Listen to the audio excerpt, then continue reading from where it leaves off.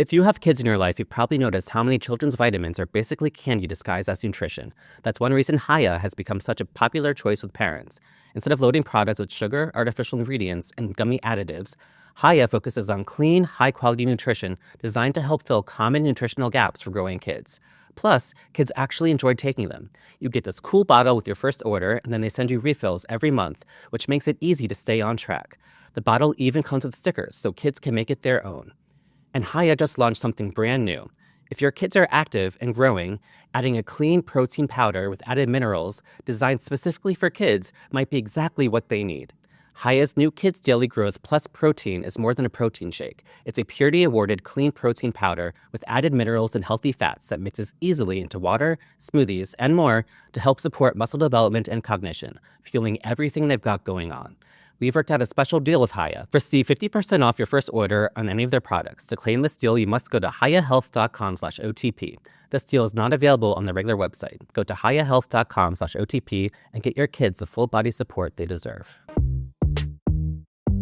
This is an administration that is trying to pull us toward something we've never seen in this country. They've decided, let's pull Colbert off the air because he angered our leader. That's all it is. So how do we do it? Oh, we'll blame it on the finances.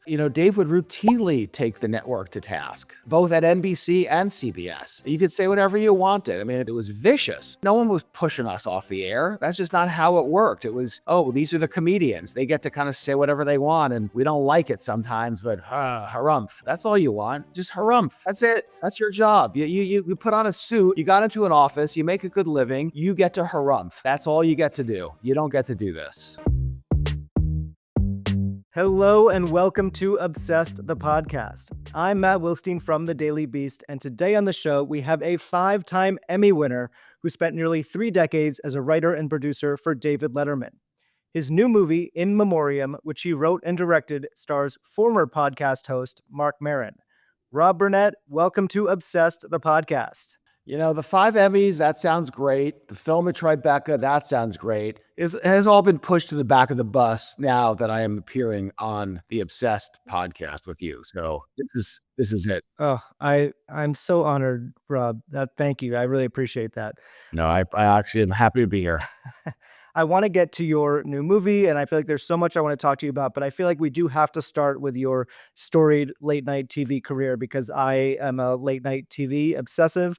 It's something that I think about all the time. And, I have you here in a very odd moment for late night TV, I would say. We just saw the tragic demise of The Late Show on CBS, and you were there at the very beginning of that show. So I wanted to start there and get your reaction to everything that's happened with this show that you helped launch over the past year. Well, you have the right word in tragic. This was just this is just unconscionable to me. You have the number one show in late night television. You have Stephen Colbert. Does it get better than Stephen Colbert? I don't think so. And and now you have an administration who has decided to take someone off of the air because they didn't like what he was saying.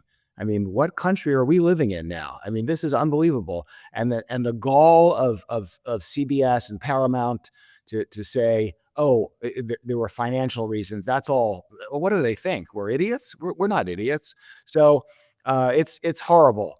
There's no other way to say it. And watching Stephen's last show, I felt very emotional about it. I wasn't expecting to feel so much emotion, but some of it was just, there's the space that I inhabited myself for so long, and watching, that show go away, for all of these reasons on top of it, it would have been sad anyway. It would have been sad if Stephen left on his own terms, but this way, this is not how things should be. Yeah, I mean, I think it must have been shocking for you to hear not only that they were firing Colbert, which is horrible, but that they were ending the franchise altogether. I mean, this show has been around for quite some time now, The Late Show, and it was, started with Letterman and you were there, and then he handed it to Colbert, and it seemed like one of these shows that was going to just keep going, the way that Tonight Show has gone on for decades. So what about that? Were you surprised that they not only got rid of this guy that they didn't like, but said we're scrapping the idea altogether? Yeah, I think this is all part of the cover, look, undeniably, the economics of late night television, have changed. There's no question. That's no fault of these hosts and these shows that are as good as they've ever been and better in some ways. I have to tell you, from my standpoint, when you leave a stage, you kind of don't think the person that's going to come after you is going to be able to do what you did if you're honest about it. You just that's just the ego maniacs that we all are in show business. And oddly, I found myself being really proud retroactively of the association with Colbert. Um, that's what I felt a lot of when he was leaving there was, we're all part of this late show. And if he had been something less, I wouldn't have felt good about it. But I actually feel happy that our show and his show will forever be linked at the late show. That said, he should be on television. And I think this idea of getting rid of the franchise altogether, I think this was just part of look, in the scope of a corporate merger of the size that they're dealing with, that they need government approval for. Uh, Colbert's show is a rounding error, as our show would have been a rounding error. So it's easy for them to let's just sell the time to Byron Allen, so we'll really look like, yeah, see, guys, we couldn't do it. We're not idiots. Yeah, I mean, this deal that they made with Byron Allen is so strange, and they basically are saying we have this guaranteed money, but there's no upside at all for the network if it does well. So they have no interest in it in the show, the time slot performing anymore. It just sort of is what it is. You alluded to the quote purely financial decision, which is what they told Stephen Colbert about why they got rid of the show. Um, Dave, Dave Letterman, who probably better than most people. Said that called CBS lying weasels for saying that, and so I was wondering if you agree with his assessment, and what do you think they're getting so wrong, and why did they mislead us in this way? Well, yes, I agree entirely, and also it warms my heart to hear Dave say, call someone lying weasels. We miss that. We miss it. Um, yes, 100%. I agree with it. This is made up. This is fiction.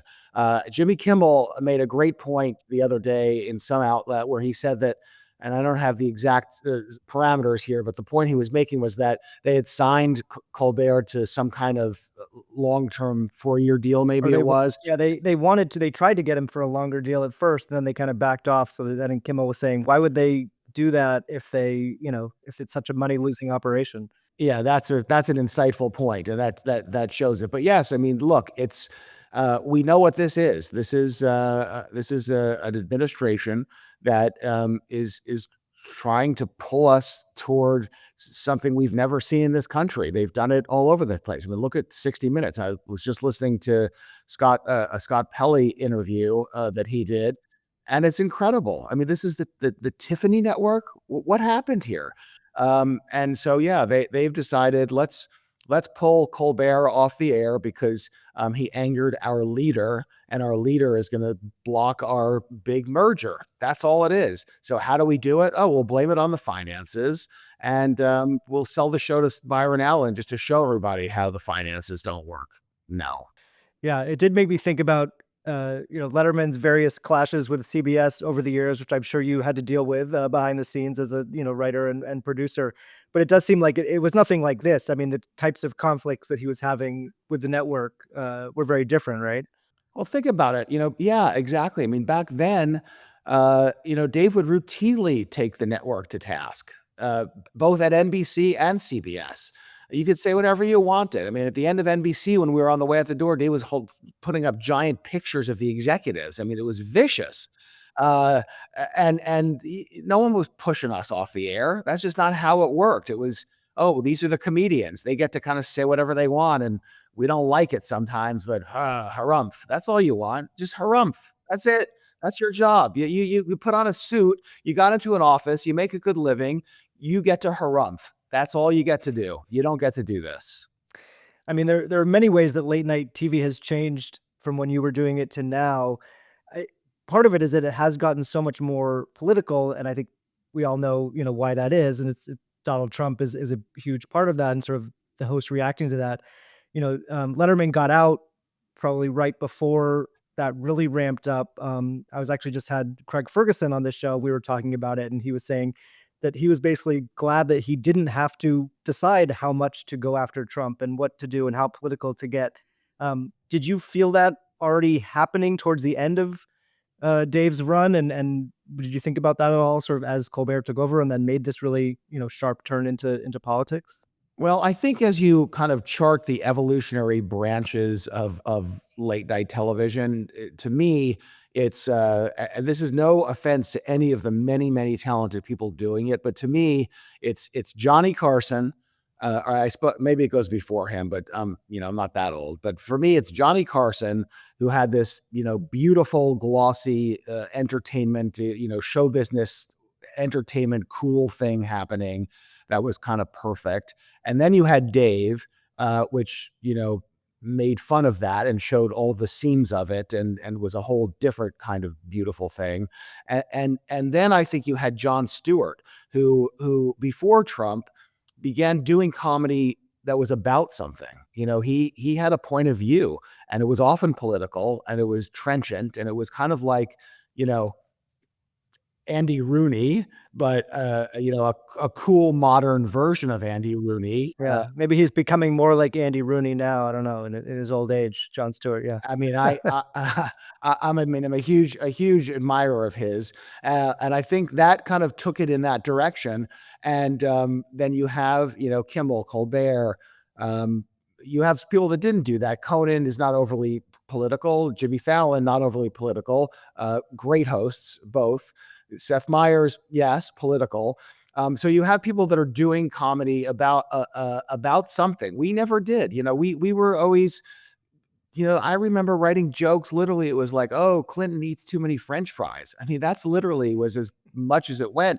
Um, and to answer your question, yes, I am glad that we got off the air before Trump came in, because I don't know how you do anything else but that, and I don't know how you just keep doing that over and over again.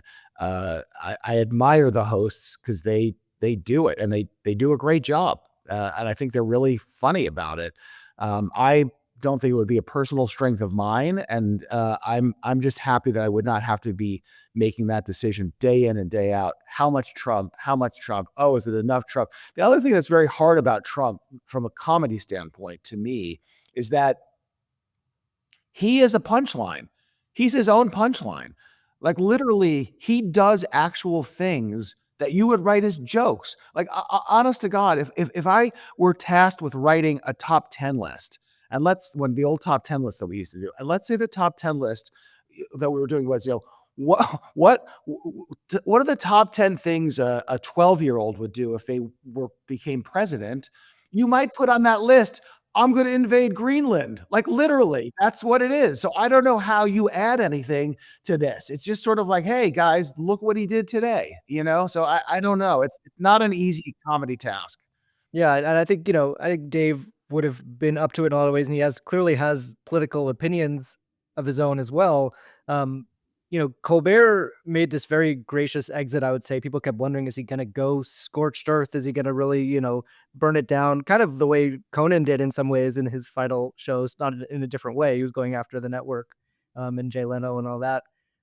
How do you think, if Dave was in the same situation as Colbert, getting fired, having the show canceled, how do you think he would have handled that similar situation? I don't know the answer to that question. It's a great question, and I don't know the answer. My instinct is that Dave would probably go in the direction of Colbert in this case. I think he would say his piece. I mean, no one's ever accused Dave of of not speaking his mind. Being shy. Yes, and Dave is very good at it and very eloquent about it, and I think he would have made that point over time very well. But my sense is that he would go. He's also very classy. So you put those two things together, and you have a little bit of a battle on your hands. The interesting thing about today's world is that I think they picked the wrong fight. We're not done hearing from Stephen Colbert. There's too many ways for us to hear from Stephen Colbert. That guy is just too good to fail. He's too good to be silenced. So they can silence him. This, I will predict right now, is will be the biggest blessing to ever happen to Stephen Colbert, because it will unleash him from a somewhat antiquated form, and God knows what this will emerge as. So I'm eager to see what he does. So now let's switch gears and talk about this whole other career that you've had since leaving Letterman, even before. And I just got to see your new film, In Memoriam, which premiered at the Tribeca Film Festival. I was kind of in the tank for this movie already, I have to tell you, because I'm a big Marc Maron fan, and I'd been hearing about it so much over the years, because as I'm sure you know, he talked about his experience as he was being cast in it and filming it and everything on his podcast. One, I'm wondering if you tried to convince him to keep the podcast going so he could keep promoting this film as much as he was before it was out. I didn't. I was an idiot. I should have. I don't know what I was thinking. I didn't. The movie has such a great premise, but I thought maybe I'd have you describe it to people, because not many people have been able to see it yet, because it just has been at the festival, and I'm not sure where it's going to end up yet. But can you describe the idea behind this movie and maybe where that idea came from? Yeah, the premise of the movie is Mark plays a very narcissistic and vain and shallow actor who has lived a very shallow, vain, narcissistic life. He's had, a bunch of wives. He has a daughter he's never met. We kind of know this. He's dating the yoga instructor, the 35-year-old yoga. We know this guy in show business, and his backstory is that he had a huge career when he was in his 20s. He kind of was on his way to becoming a big movie star, and then kind of sold out and took a sitcom, and it all kind of took a right turn. And out of the blue, in the beginning of the movie, is not a spoiler because it happens right away. He finds out that out of the blue that he has 6 months to live. He has cancer. He has 6 months to live. And this maniac, all he cares about is whether or not he's going to make it into the Academy Awards In Memoriam montage. And his career is kind of on the line. Like, he did some great film work, but it was a long time ago. And so he goes off to try to pursue this very false idol. Yeah, there is this sort of fascination with the In Memoriam montage that I feel like has developed over the years. People are just more interested in it, and the snubs are a big thing. And you referenced that in the film. When you were doing that, is there a sort of a most egregious snub that you came across that you can't believe the person was left out? Well, there's a whole scene in the movie where someone makes a presentation, and I actually deliberately poured over all of the snubs and put them all up there so people could see them. I think there's Paul Sorvino comes to mind. I don't understand how that guy doesn't get in. There's a lot on that flashing names on that in that scene. All of them feel like they they should get in to me, but I guess you never know. Here's an here's here here's here's an interesting fact that I have told no one, and I'll tell you, is that there is a reference in the movie to an In Memoriam montage, and we actually used two real people that should have been in the In Memoriam and didn't get in. So they got you know what I mean. So they're referred to in our In Memoriam montage. Yeah, yeah. I think, in terms of why you decided to write this movie, was there something that happened in your life that inspired it? Or, I hope you're not dying of cancer or anything, but was it something that you were thinking about of your own legacy and all that? If I were dying of cancer, this would be a fantastic way to find out. Like, this is like you spring it on me, like you talk to my doctors, like, hey, by the way, um, it's funny. This had a bit of a long gestation period. At one point, so as you mentioned in the intro, yes, I managed to scrape together five Emmys from my Letterman days, and all of my Emmys, the minute you get them, they're ridiculous. You don't know where to put them. So they all go down to Florida, go right to my parents' house, and it's perfect because they display them in some kind of weird display case that cut like you walk in, you just see all the Emmys. And for some reason, one of them ended up in my son's bedroom. I don't know why. Maybe he asked for it. And so it's literally up on his shelves by, his hockey trophies, like it was kind of funny. And one day, it was a Sunday morning. I still remember it. I was making pancakes for my family. I have two daughters, my wife, Charlie, my son, and it's a Sunday morning. It's a very familial day, and all of a sudden, my son comes down. His face is white as a ghost. He's 8 years old at the time, and he's holding the Emmy. It is shattered into like 100 pieces. He's dropped it. He can barely hold on to all the pieces, and he's got this face of just absolute fear that the worst thing in the world has happened. I guess for him in his world, maybe he saw me on TV, accepting this awards. I just felt very important to him. And I just remember this moment where I looked at him, this the cutest little face, and I smelled the pancakes, and I see my girls, and I see my wife, and I just think this trophy is the least thing. I will never remember this trophy. I'll remember that face and everything else going on in this room forever. And for me, I'm such a boring person in life that sometimes when I write, I have to kind of imagine the opposite of me. So I started thinking, well, what if I didn't have that reaction? And what if all I wanted was an Emmy and I didn't have one? And actually, a little piece of this that I haven't been telling people because starts to get long, but I'll tell it quickly. What happened actually was, as we were leaving the Late Show, I was packing up my office.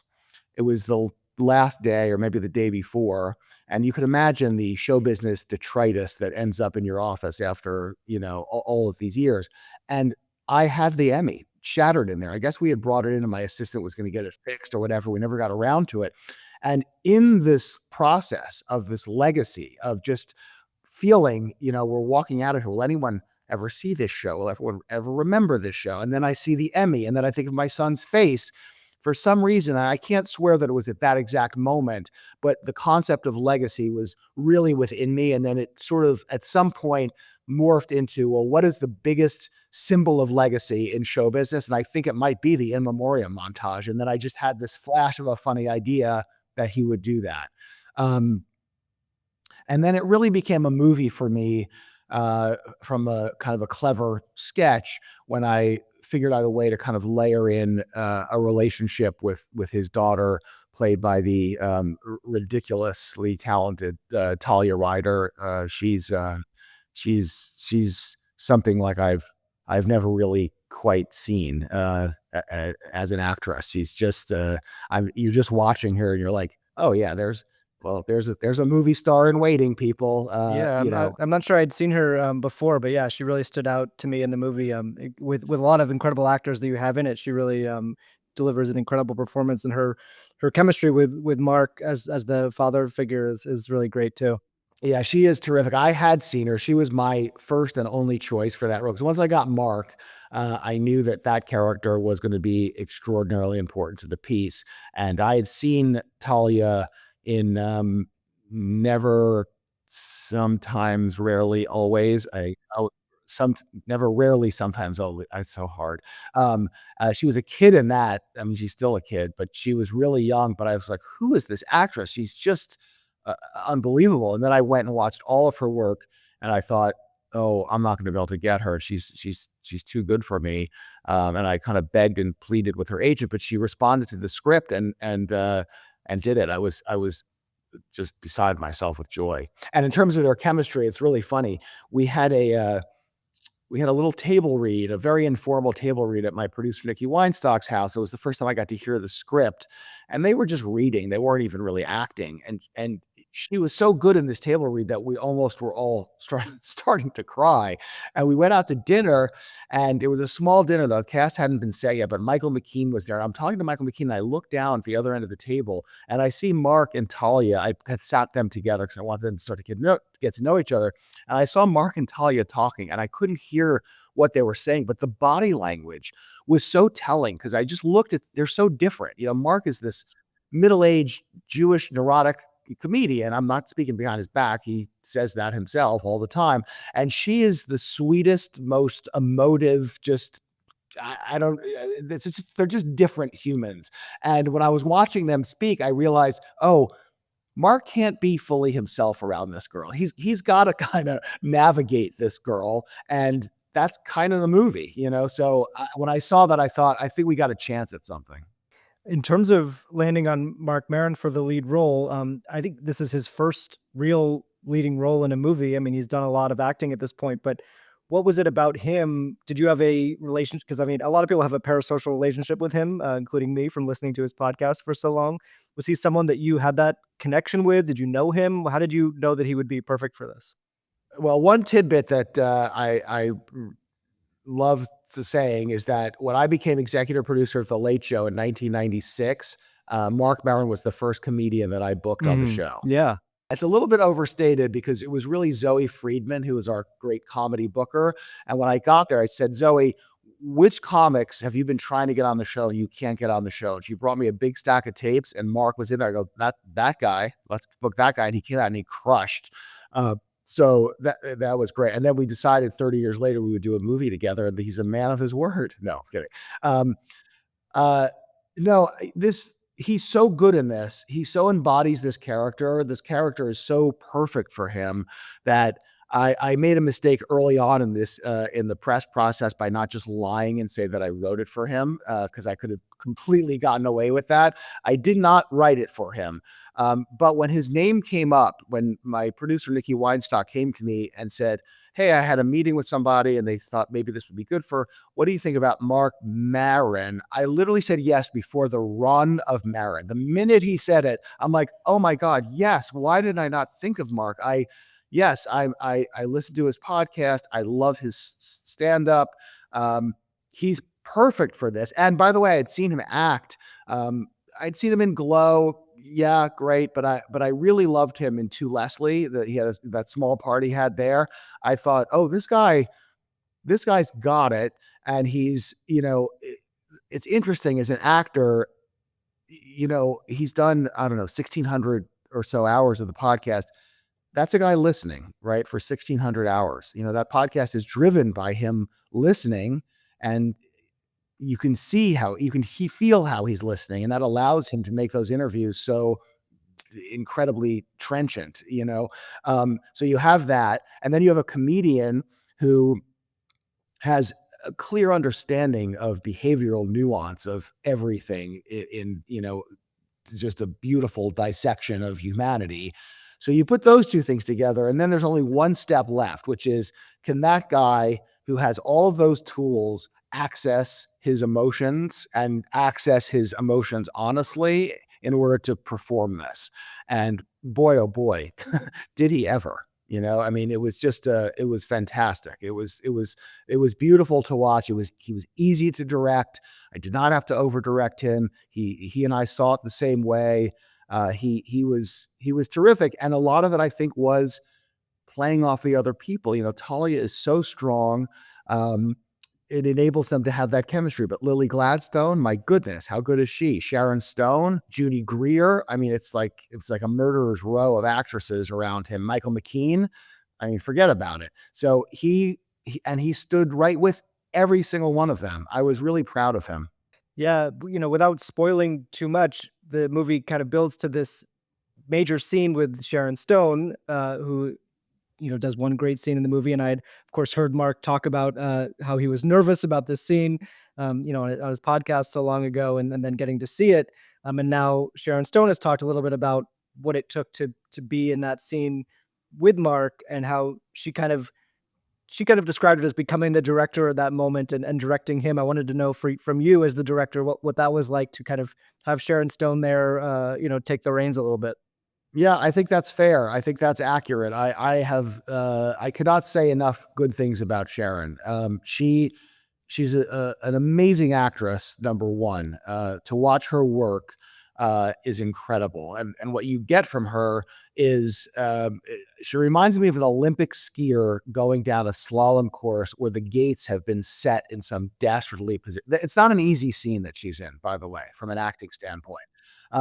There's a lot going on there, and she just is here, and you're like, oh, how's she going to get all the way over there? And oh my God, she did it. And she's making decisions. She's just very smart. She's just making decisions every single moment. And yeah, this scene was a little bit terrifying, honestly, on the day. We rehearsed it. It was not going well. The two of them they were finding it, but they definitely not found it. And it was a long morning before lunch. I was in my head already thinking, is there a way for me to cut this scene? Can I cut this way down to make it something different? I was almost starting to give up on it. I knew Mark was struggling a little bit, I think, being with Sharon. And I did say a couple of things to Mark, but Sharon really, I think, got him where he needed to be. She absolutely deserves the credit for that. I was very pleased. I saw them kind of talking. I heard what they were saying. I kind of stayed back and let that happen. And it really worked. And not only that, and I've said this to Sharon, I think that was the fourth day of shooting. And I actually think that the fact that they got that and got it so well, helped Mark the rest of the way. I think actually Sharon had a positive impact on the whole rest of the movie because we had some very important scenes to do on the next day, which is really kind of what I was thinking about almost more. And that was just the residual. It's it's the residual glow of having Sharon Stone in your movie. It was unexpected, and she yeah, all respect and kudos. She's phenomenal. Yeah. Well, you mentioned the movie To Leslie, which had this kind of long shot Oscar campaign for Andrea Riseborough. And now I'm wondering if there might be something similar that could happen for Marc Maron that would kind of echo the themes of the film too. This campaigning to get him the In Memoriam could translate to campaigning to get him an Oscar nomination. What do you think?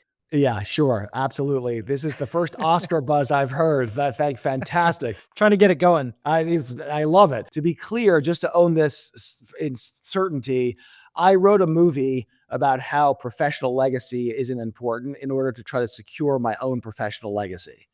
I'm a complete fraud, right? So, no, I think anything that's out there for actors, everybody in this cast deserves. I can tell you from my standpoint as a director, I think Otto Preminger, I may have it wrong. I think Otto Preminger said that directing is 95% casting. There's nothing more true than that. You get these people in your movie, especially on the schedule that we had to shoot this on. I'm just sitting back, kind of calling balls and strikes, and they're mostly strikes. Really, a monkey could have directed this movie. Well, now what I want to do is, before we go, is a little run through some questions that are sort of like career reflections. So, going all the way back, you started as an intern for David Letterman in 1985, I believe. Yes. What are your memories from the very first time you met Letterman? This is actually great. The first time that I met him, his assistant, Lori Diamond at the time, uh, called me in. I wasn't an intern anymore, I don't think. I may have been. I may have been an intern. I got hired very quickly there. I was sort of the right place there. It doesn't really matter. Very early days. My first meeting with Dave, I'm a kid. I'm 22, 23 years old. I get called into his office. I'm trying to hold it together because it's freaking David Letterman. And Lori Diamond has asked me to go to a store to pick up some cigars for him. I mean, how classic, how beautiful is this?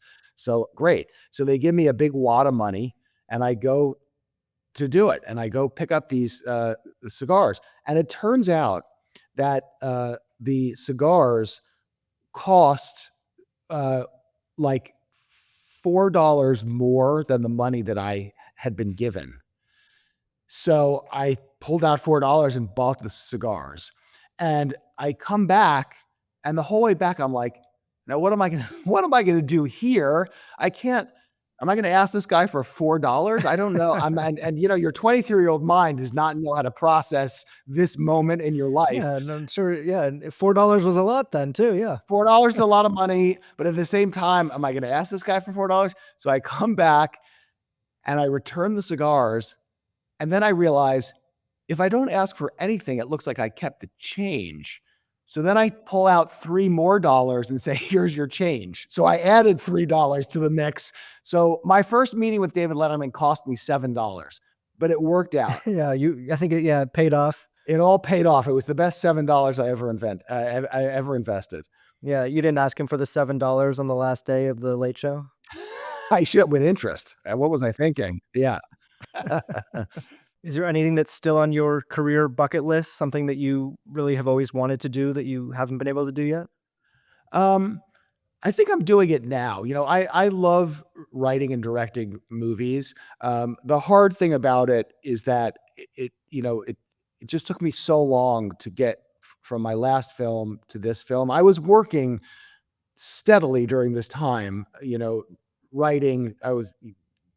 I had a couple of big projects. They don't go. It's just what the show business is. It's kind of like planting crops. It's fine. But but I would like to find a way to kind of not now have to wait another 7, 8, 9 years to do another movie because I don't know if you've noticed, I'm not 22 anymore. But these things just they take a while. You know, they're hard to write, at least for me. I wish they were easier. They're not. And then you've got to get financing and casting and all kinds of stuff. But I would like to I would like to get to a place where I could here's the thing I would like to do. The shorter answer is I would like to get to a place where I direct someone else's material, that I don't have to generate everything else that I write. But I love there is nothing that makes me happier than being on a movie set directing. It's the moment that I feel kind of the most connected to life, if that makes sense. You know what I mean? And not to put that above my family, which is sort of what the movie's about. I mean, my family moments are amazing, and I have a super close relationship with all of my family. But this movie was the best of all worlds because my daughter Lucy was my associate producer and also plays Sharon's assistant in the movie. My son Charlie was a PA, and also I wrote him this gorgeous little thing in the movie where he's a clapboard operator. And if you notice it, he walks by and Talia checks him out, kind of like looks at him like he's hot. So I'm just like, you got that for the rest of your life, my friend. And my daughter Sydney, who works for the great Jimmy Fallon, she came out and she couldn't work on the movie because she was working for Jimmy, but she came out for a couple of weeks of vacation. So she was there as well. And my wife was there. So it was the best of everything for me. Yeah. There's a saying that you should never meet your heroes, and I'm wondering if you have a story that either proves that right or wrong. Um, well, I'll tell you the one that's relevant to today, and it's not you never should meet your heroes. Hold on, I'm going to pull this up. You can edit out the distance here. Sorry. I should have. Okay, so all right. This is the perfect question. Never meet your heroes. So they had a director's lunch. They have this at Tribeca, and it's a beautiful event because it's just directors. You have to have directed a film in the festival. There are no reps, no press, no nothing. It's just the people, and it's really nice. And I've made some friends here. This Australian woman named Yale who has a movie here. We've become friends, and this other woman, Maria Sophia, is here that has a short, and it's really great. It's just like-minded people from all different points of view. And Jane Rosenthal speaks, and Robert De Niro speaks, and it's really crazy. And at one point, I'm standing and I look, and Robert De Niro is really close to me. And my brain is just exploding. So I'm just like, oh my goodness. I'm like, actually, I could actually go over. I'm like, it's set up. I'm here, but I don't want to bother the guy. And then to your point, I go, what if he's horrible? I don't want that. I don't want him to be horrible because this guy, for every person in that room, no, I shouldn't say for every person in the room, for someone my age in that room, Taxi Driver, The Deer Hunter, these were formative films. I mean, it's partly why we're in that room is because of that guy doing that stuff. And then he invents this festival, and now I have a film in that festival, and now he's standing 5 feet away. The whole thing is just like, oh my God. So I'm not a very aggressive kind of person this way. So I just like, I can't do it. So I take a step away. And then another part of my brain goes, you just have to do this. You're at Tribeca. This is the full experience. You got to do it. And I'm just like, please don't be horrible, Robert De Niro. Please don't be horrible. And I walked up and I began just thanking the man like a maniac. And Mr. De Niro, thank you so much. And blah, blah, blah, blah, blah. The film and the movie did it and the festival. And he could not have been lovelier. He was so nice. He got it. I think he just got it. And it's a hard thing to get, but he understands, not in a modest way. He gets what he is. He understands what he means to me and everyone in that room, and not to mention millions beyond. And then I don't know if I'm allowed to do this, but I'm just doing it. I got this. So I feel like no matter what happens for the rest of the way, I won Tribeca. This is it. I did it. I landed the whale. I mean, this is it. It's over. Done. Okay. And so no one buys the movie. I don't care. I got this. Come on. That's great. Well, this is usually the part of the interview where I plug where people can see the movie. I don't think people can see the movie quite yet, but I hope that they will be able to soon because it's a really great film. And congratulations on it. Thank you so much. It's been a great week. The premiere played so nicely on Sunday night. It was scary because we had never shown the movie to an audience before. It was the first time. I was nauseous all day, but the movie played great. And then we showed it again yesterday at another big screening, and the movie's just playing so nicely. People have been so kind to me, coming up to me after sobbing, say, it's just been a dream so far. So yes, hopefully someone will write a check, or the dream, I guess, will become a little bit nightmarish. Although I still got this, I'll show this to my investors. Guys, I know you lost all your money, but I got a picture with Robert De Niro. Well, we started the Oscar buzz too, so that'll help. Thank you. Appreciate that. Tell your friends. Rob Burnett, thank you so much for being here. Thank you so much for having me. All right, that was so much fun. Thank you so much to Rob Burnett again for talking with me today. It was so great to hear all of those great Letterman stories. And I really can't wait for everyone else to see this great movie In Memoriam, wherever it ends up. Please, if you are enjoying this show, follow us on YouTube, subscribe to our YouTube channel at The Obsessed channel. You can also follow us on Instagram at Beast Obsessed. And check out this podcast on Spotify, Apple Podcast. Leave us a comment, a review, a rating. Let us know what you think of the show. We really do want to hear from you. Thanks to our producer, Rachel Passer, and we'll be back with an all-new episode of Obsessed, the podcast, very soon.